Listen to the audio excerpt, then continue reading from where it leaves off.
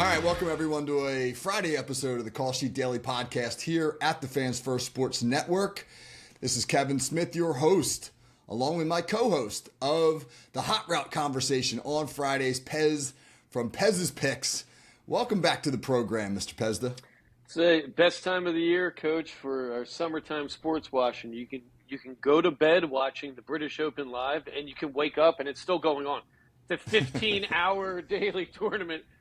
290,000 people will attend this golf tournament up in Northern Ireland in a town that probably usually sits about 6,000 people. Amazing event, Coach. Amazing event. We could talk about it all day, but let's get to more important stuff. Let's get to American sports, huh? Yeah, Northern Ireland, the home of the Troubles. I thought that was an interesting location for the British Open. But yeah, let's talk about some American sports. This week, I had the pleasure of interviewing the head coach of the Cleveland Browns. If you missed that podcast, it dropped on Wednesday, Call Sheet Daily with Coach Kevin Stefanski. Really interesting individual to talk to. Smart guy, graduate of the University of Pennsylvania. And he's extremely generous with his time and with his thoughts. So I really had a great time talking to Coach Stefanski. And we're going to get into a question in a minute, and I'll let the viewers or the listeners think about this as you and I talk about the Browns for a second. But the question I'm going to ask Pez is, if you could do an interview with any individual on the planet today, who would you like to sit down with? Coach Stefanski, great talk from a coaching perspective, but beyond the world of sports, any individual. Before we get to that, though, what are your thoughts on the Browns as a betting man, Pez? What do we think about the Browns in 2025? Well, we finished our AFC, the entire conference win totals for this year, and Stefanski seems like a stand-up guy. He's a Philly guy. I believe I've had beers in the same bar with him, Coach, at an old bar here called the Springfield Inn, which has since been torn down and turned into a typical tourist trap. But I believe I had beers with him here with the Gruden family. I think he's a colleague of theirs. Nice person. Tough situation he's been in with the quarterback. 4 new quarterbacks in that lineup, and we're taking the over. Browns are currently at 5.5. Their strength of schedule is about middle of the pack. Of course, they got to play the Steelers twice. I mean, it's Ravens twice, Bengals twice. That's a tough division, but I think they're a 7-8 win team. Defense is going to be great. Myles Garrett. I think out of those 4 quarterbacks, you're going to find 1 or 2 that are going to be decent, right? I mean, at the end of the day, you've got to be able to find 1 or 2, and we talk about it, Pez's Picks all the time. The number one component of any NFL quarterback is not turning the ball over a lot. So I like their chances this year. I think it's a big year for him, right? This is a career year for this guy, let's be honest. I mean, we might like the guy, but he loses, this guy's done. So I like coaches under pressure. I like quarterbacks under pressure, and I'm hearing some good things out of camp, and the 2 rooks can compete, and we got some vets in there. So I think the Browns over 5.5, great value play for total wins on the season.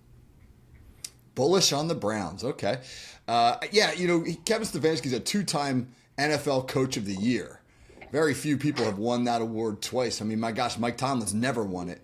And yet, coming off of a 3-win season where there was a lot of stuff that went wrong in Cleveland, both in and around the program, it feels like he's got to win. And how big, right?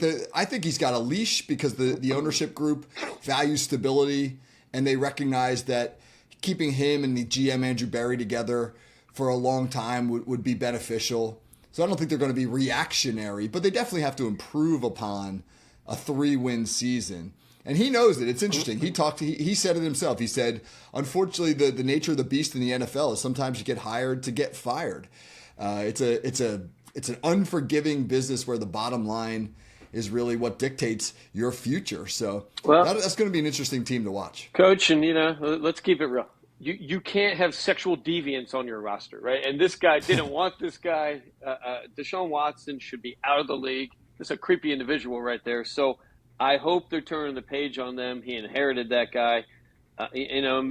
Maybe aside from the sexual deviance, not a great quarterback at the end of the day. So I think Joe Flacco, Kenny Pickett, probably Flacco, a little more than Pickett, but can carry the team a little bit. And Pez's Picks, we were high on Dylan Gabriel. A guy came out of a high-powered offense last year, 30 touchdowns, 6 picks, and for Oregon, tough schedule, not bad. Our only question, his height. Can you be an NFL quarterback at 5'11"? I think that's a little bit of a difficult situation. But when you look at a lot of what they're bringing back, this team's got a decent nucleus to maybe be a 500 team, maybe a 9-8 team, and I think 5.5 that's an insult. So I like Stefanski. I hope the best for them, and because we bet them, Coach, we're going to cheer for them all year unless they're playing the Philadelphia Eagles. Of course, we can't cheer for them then. But aside from that, we're on board. So, yeah, 5.5. That does feel low. Okay, so let's get to the question I posed at the beginning of the show. One interview, Pez, anybody on the planet, who would you love to sit down with? Well, we're talking living individuals. This is correct, right? Living individuals. Okay. A lot of dead guys I'd love to interview, but yeah. There's some interesting people out there, Coach. I'd like to talk to a Matthew McConaughey, a guy who's had a life that, if it's true, and I believe it is, the greatest life since I've been alive in these 50 years here, right? I mean, this guy, amazing stories. Keith Richards, another guy, great life, right? Still doing it. At the end of the day, though, what we find interesting at Pez's Picks, and you know this about us, we find weird and dysfunctional very interesting. Vladimir Putin or Kim Jong Un would probably be my two top picks, Coach, and I'm gonna settle right here. Kim Jong Un. I would love to have dinner and interview this man. What is going on in this guy's head in a crafted fictional world that he knows is fictional, but he's living in it and running it. Well, let's just be honest. I don't know if we're going to get this 100 men versus a gorilla. The conversations have kind of fallen through. So this guy's a rapist, a murderer. I mean, he's one of the worst humans on the planet. Throw Putin in there, too. So I'd like to get into the head of a sociopath a little bit. Would be an interesting conversation. As long as I had some sort of backup, maybe the FFSN security team could go with me, or our SEAL Team 6 retired guys that we have, that support you and me. So maybe with them I'd feel comfortable, but that would be an interesting conversation. I mean, this is a man who allegedly blew up his uncle with an anti-aircraft missile because he fell asleep at a cabinet meeting, and he considered it an act of traitorism. Is that a word? Patriotic. Yeah. He's fed humans to rabid dogs. He's fed them alive. I mean, I'm not saying I want to watch that, but maybe no. I do. Maybe oh God. Maybe talking to this person can give you some insight on what insanity really is. And that's kind of an interesting kind of thing. You don't really get an opportunity to do that too much. The biography of his father, which has circulated throughout North Korea, is also fascinating. I mean, he makes outrageous claims like he invented the question marker. Or no, wait, that was Dr. Evil's father. But no, I mean, he says things like he once shot an 18 in a round of golf. 12 holes in one, Coach. 12 holes in one. Yeah. That's a record still. I stand by that. He summited North Korea's highest mountain when he was like 3 years old. Does not defecate. No defecation. I mean, his body doesn't allow him to produce waste. He's enlightened. He's beyond that. It's fascinating stuff. I'd like to learn, and I think you're referencing Kim Jong Il, my favorite of the Kim family. We have Kim Il Sung, the grandfather, Kim Jong Il, and now Kim Jong Un. Kim Jong Il, that jumpsuit, I'm still shopping around for it. I believe you have to be in North Korea.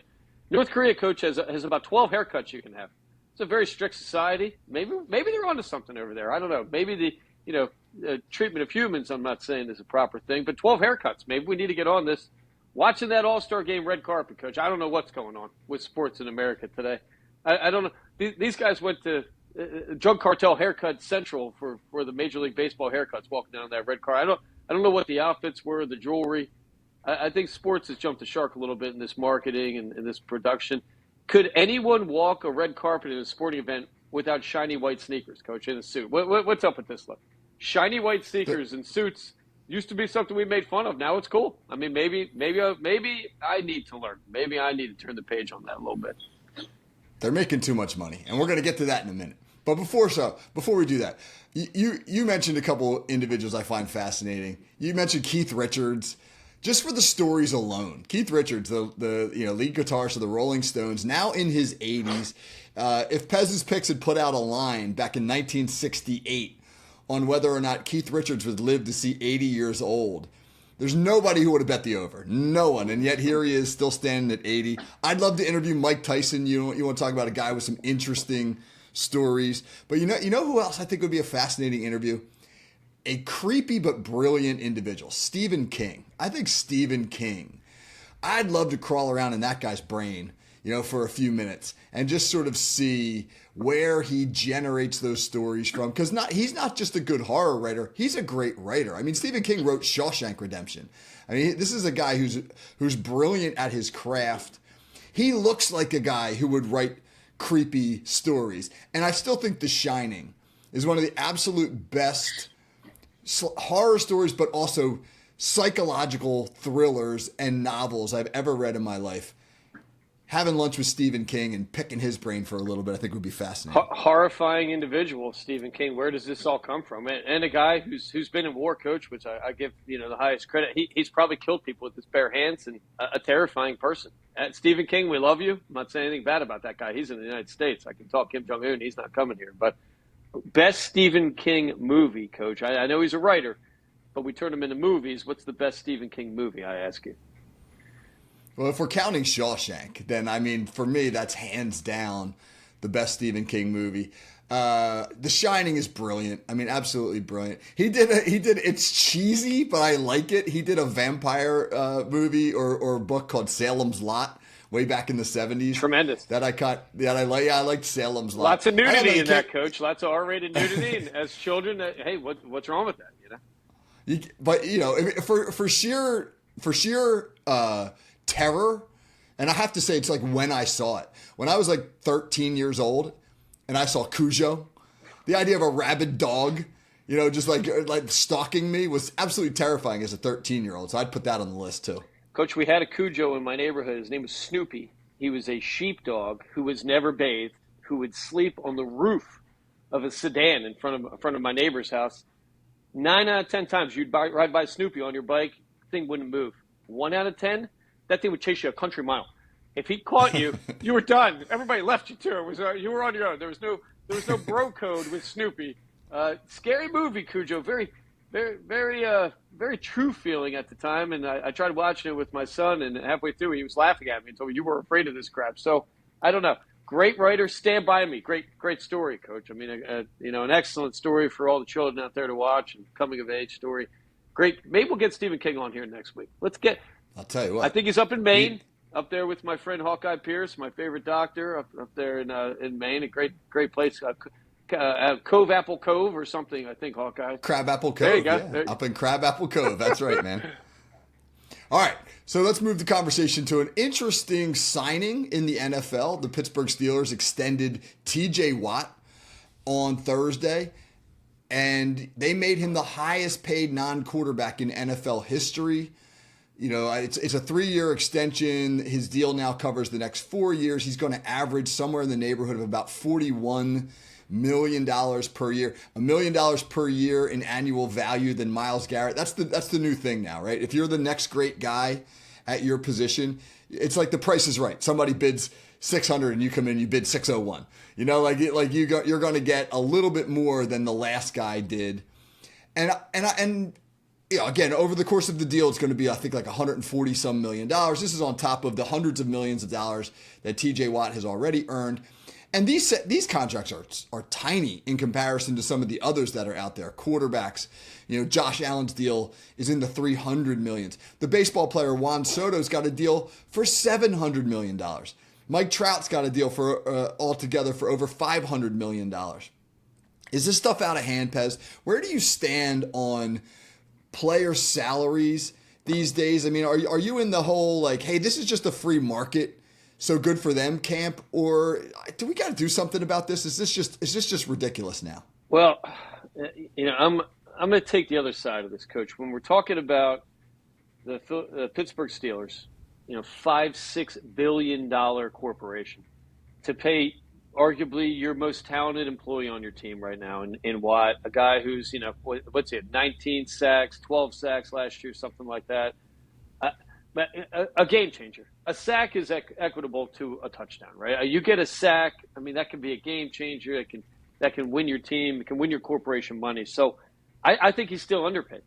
I think SGA, Gilgeous-Alexander, $71 million a year. That's what Michael Jordan should have been getting every year in the last 10 years of his career, right? So why should an owner be collecting $5-6 billion and then nickel and diamond their star employee for $40 million? I mean, this guy, well, arguably top 5 defender in the league, stand-up guy. As far as I know, he hasn't been locked up too many times. So I think it is more rare to be a Watt or to be a Gilgeous-Alexander, to be a star quarterback than it is to be an NFL owner, right? There are 32 NFL owners. All of them are billionaires. How many Watts are there? How many star, NBA players are there that can be the MVP and win the NBA championship in a year? I think they're unique individuals that deserve unique type of money, and they're global now, right? So these guys are inspiring and selling jerseys and making money all around the world. And I think it's great. I think it keeps the game cleaner. The higher you pay athletes, less likely we're going to have the corruption that we're seeing in the NBA. I mean, every week now there are stories popping up of collusion with, kind of insider trading. They're prop betting against themselves. We've had pitchers in Major League Baseball. I like high salaries. I like when the players get it. I'm a workers first guy, and the owners got it, right? If you have a $5-6 billion corporation, you're never hurting for money. I mean, that money to you is not an issue. You could collect 10% revenue a year on that, and you're making $500-600 million to sit at home. So I love the salary, and I think Watt deserves it. We attended the Pittsburgh Steelers losing to the Philadelphia Eagles last year, and I knew Watt was injured, but that guy played his ass off, right? And this guy never quit. He kept that team in the game. It looked like a blowout, but both of us were there. It was kind of a one-score game till the fourth quarter, kind of halfway through. So I love it. Give them all the money they can. Pay them as much as they deserve, and I say give them more, Coach. Interesting. Now, from a value standpoint, you make some good points. Pittsburgh Steelers record over the last 4 or 5 years when TJ Watt does not play is something like 1-11. People were like, hey, they traded away Minka Fitzpatrick. Isn't he their best defensive player? Same situation. Their record over the last 4 or 5 years when Minka Fitzpatrick doesn't play, they actually had a winning record. When TJ Watt doesn't play, it was like 1-11. So you can see the impact that he makes. I guess my issue comes in when you look at like the notion of the star versus the common man. And again, this is a free market economy. I don't begrudge anybody for earning what they're worth in the open market because it's capitalism, man. Those are the rules. If you wanted to pay me, if you're going to pay me $400 million to do this podcast, Pez, I wouldn't turn it down. Right? Sold. Exactly. I wouldn't take it. I would take it. But man, it just feels now where we have unbelievable debt in this country, where we have a housing crisis, the price of housing becoming almost unaffordable for the middle class, where we have huge inflation, and you've got hardworking good people who are doing the right things. We're not talking about freeloaders in society and people who are looking for government handouts. We're talking about hardworking people who are struggling with the day-to-day. To be bestowing these unbelievable contracts upon whomever, CEOs, athletes, entertainers. I'm not saying it's wrong. It just feels like the inequality is unjustified. My cousin, who works in Nashville, right? He's been in the music business now for 15 years or so. Lives in Nashville. Really good musician, and he now works for a finance company that does the finances for a lot of these big stars. And one of their clients is Chris Stapleton, the country artist. 13 houses. The guy's got 13 houses. He has so much money, he needs a firm to manage it, and he needs people basically to like upkeep his houses because he doesn't even visit them. He's got so many of them. And again, I don't fault Chris Stapleton, but there's a part of me that thinks, how do we reward hardworking people in this country who are trying to do the right thing so that their lives are a little bit easier and not necessarily take away from the Chris Stapletons of the world, but you don't need 13 houses. How do you do that? I don't know how you do that. Well, the golden years of our country, Coach, in some ways. I mean, not everybody was getting equality in these times, but after World War II, it was a workers' country. You hired guys that fought in World War II and women that went to the factories and anybody that kicked in. You hired them and you gave them a fair salary, right? You could work at a factory. You could work doing construction. You could do today what we call, manual labor and still get paid a fair salary where you could afford a house. You could afford to take your family out to go out to dinner, a vacation. And that's just not the case anymore. In those days, 3 to 4 times the average worker's salary a CEO or an owner got. Today it's 500 or 1,000 times. So Jeff Bezos, Elon Musk, pay people more. You want the country to be better, pay people more. I've traveled this whole world. I don't want to live in a country where I have to have bars on my windows and walls around my house because the average worker's not paying enough to survive, right? I remember a few years back, big story, Walmart, somewhere down in Texas or something, had a toy collection box in the employee lounge for employees to give other employees toys to give their kids because they couldn't afford to work at a Walmart. Could you give them a discount? Maybe Walmart, you're selling these stupid, plastic Chinese-made toys. If you're not paying your employees enough to shop at your store, then you're not paying them enough. So at the end of the day, when people have money, they're happier, the family's happier, stress levels go down. Unless you're some Jeffrey Dahmer type or Kim Jong Un type, nobody chooses crime, right? I've done bad things. It's not fun. You're worried about it. If you're getting paid well, you go home, you put reruns of The Office on, you crack a beer, and you're happy, right? You take the family out. Let's pay workers more. Let's let the country calm down. We talk about this a lot, Coach. Everybody just calm down, right? Let's stop dividing about these issues and unite to get ourselves more bucks. Let's do it. Everybody deserves a couple more bucks, and including these athletes who are super rare. If you have a super rare ability, like a Stapleton, who I know, he made most of his money right, Coach. This guy, I heard him interviewed. He's like the Billy Shakespeare of country kind of music writing. He's written everybody's songs, and then eventually it's like, I guess I'll sing some of myself. So writing songs, probably rarer than singing them, and that guy deserves his money. I say give him 32 houses, Coach. Let's rent one out. Let's go do a show down there. Get your cousin to hook us up at Stapleton. Let's get him on this hot route, all right? All right, David Ross, if you're listening, hook us up, brother. Come on. All right, get us one of Stapleton's houses for a FFSN retreat. We could use that. Bring your fiddle with Stapleton, and we'll have like a guitar off, right? Let's have dueling guitars. Let's see, maybe he's got the juice. It does, but it just sits so it sits so uneasily with me. I think about veterans who go off to fight, and we're a country who loves to promote our veterans, right? The NFL and the military have a partnership, and we talk a good game. But you have all these veterans who come back from combat, and the conditions of the VA hospitals in this country are a disgrace. And you have members of Congress who are out there, thank you for your service, and then they go and they vote on the floor in secret to cut veterans benefits or to cut funding for veterans hospitals. That's the kind of stuff. And meanwhile, they're voting to give multi-millionaires another tax cut. You're not going to pay for the veterans, right? But you're going to give Elon an extra tax break. That's the stuff that makes me sick to my stomach. And I feel, and I don't begrudge the TJ Watts and the big time athletes, the Chris Stapletons, from getting paid. But it doesn't have to be mutually exclusive, man. We can figure out how to get the veterans the health care that they need while still having a free market economy. Anybody voting against a veteran benefit or veteran salary, total scumbag, Coach. Let's call them out. They're the people that should be getting locked up, right? They are the problem with society. If you go in the Army now, we have a friend whose son went in the Army. When you're in basic training, you have to pay for your food. What? Yeah. Coach, if you go to jail, you get free food. If you're an enemy combatant and you get caught and brought to Cuba or whatever secret base, you get free food. To join the military, you got to charge those kids $4 to $8 a day to get eggs or whatever the heck they're giving them, the 2 minutes to get to eat. It's despicable. It's an embarrassing thing.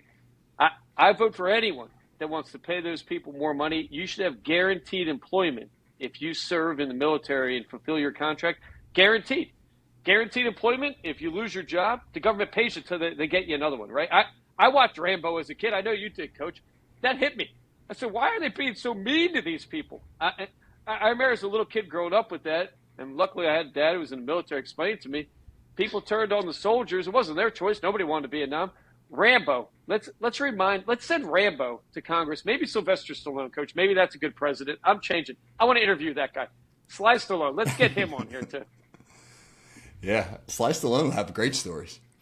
All right, let's end our conversation today with this. It is the British Open. You mentioned that at the beginning of the show. They're playing at a course in Northern Ireland. Lynx courses Pez, they're not particularly aesthetically pleasing. It kind of looks like they're playing out in the middle of a cow pasture. But boy, you got to be really good, man. You got to be really accurate as a golfer in order to succeed on these types of courses. Not very forgiving. What's your stance on the Lynx course? Do you like the idea of it?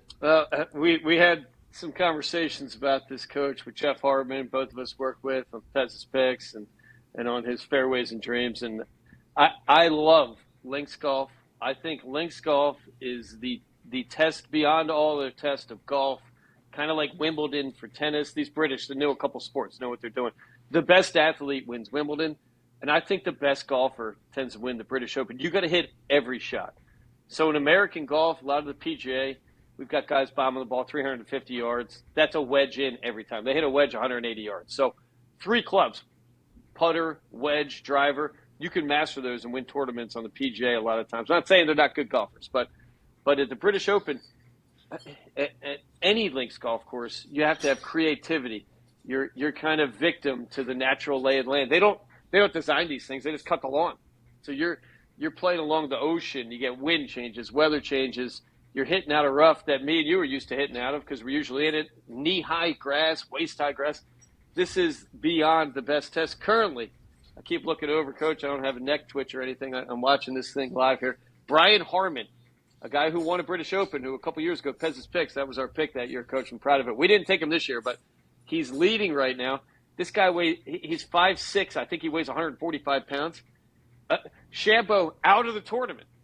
Brian Harmon probably drives it 100 yards less than Shambo, and this is the kind of golf that I can't get enough of. I love it. FFSN, talking with the CEO last week, and we talked about using the RV. He said he's juicing up the plane next year. We're going to get a couple weeks in before the British Open, Coach. Me and you and Jeff Hartman and the CEO. We're going to get a little training in, then we're going to do some live spots in this next British Open. We got to get there. We got there. Brian Harmon, how do his pants look, Pez? That guy needs a tailor. He's always got pants on that are way, way too big. Interesting conversation, Coach. And I feel like the British are better when the weather's rainy and it's bad. The Americans, they don't have rain gear. I watched on Thursday. It's pouring rain. Scotty Scheffler's out there in a sweater. You can't play golf. When the thing gets wet and the arms are looping over your wrist. I mean, it's happened to us. We're not pro. These guys should have perfect rain gear. The British, they're walking around. They enjoy it. It's raining. It's every day. Our guys, you have Justin Thomas out there in a cardigan, Coach. The British look at us like we're soft, and it worries me about this Ryder Cup. But today it's blue skies there, so the Americans are doing a lot better. We've got a couple guys we picked. We took the captain, Keegan Bradley, New England guy, Coach, up there in Vermont. We're used to crappy weather, so he's still in it. Justin Rose, love this British guy, even though we just tripled. But anyway, he's still in it. And you got to take an Irishman, Shane Lowry. The guy won here before. Who's not taking him, right? At the end of the day, though, this golf betting is ridiculous. There is no bookie when gambling was still illegal and people judged it if you were into gambling. Now everybody's doing it. My mom wants to have a FanDuel now. So gambling when it was illegal, if you called your bookie and said, hey, I want plus 10,000, Keegan Bradley's going to win the British Open, they would have cut you off, right? You would not get plus 10,000 on anybody to do anything. The deals that are out there, it's telling me that these sports books are winning a lot of money. They don't care if somebody hits the jackpot once in a while. So we've got plus 10,000, Keegan Bradley, plus 8,000, Justin Rose, and plus 4,000, Shane Lowry. Any of them hit, we're going to Vegas next week, Coach. We'll be doing this spot at the Venetian next week if we hit one of those plays. Hey, you make a good point, though, about the Americans. They are a little soft. They all live in Jupiter and Scottsdale, and then they got to go over to Northern Ireland. The rain's coming sideways. It's a different environment. Makes it fun. Makes it fascinating to watch. They carry these golf bags. It looks like Rodney Dangerfield's in Caddyshack with the beer tap. The thing's gigantic. You don't have a windbreaker in there. You don't carry it. You know it's going to rain. I'm sitting at home watching on my stupid phone. Put some rain gear on, right? Let's get tough out there a little bit. Maybe Hatton. Maybe this little guy Harmon. Maybe that's why he's winning. Maybe they do call him the Bulldog or something. Maybe he's a tough dude. Maybe that's why he's out there. I like that guy. All right. Well, I'm rooting for the 5'6" guy, man. If you're 5'6" and you can win a major golf tournament, I'm there for you. All right, Pez. Good conversation today. So dinner party at the Pez's house tonight. What's your wife making? Coach, well, I'm cooking tonight. We're doing a little slow cooker chicken, chipotle, little honey, little spice in there. Slow cooker chicken tacos off the bone. Gonna mix that in with a little shrimp kebabs, a little appetizer. You know, we got nothing else to do. It's summertime, so we'll be cooking, watching this stupid golf tournament all day. I can't wait. Ah, sounds great. Well, I'm bringing tequila, so we will see you in a little bit. All right, everybody, that is our Friday Hot Route conversation with Pez's Picks. So for Bill Pezda, I'm Coach Kevin Smith. This has been the Call Sheet Daily. Hope everybody has a great weekend, man. We will catch everyone on the other side.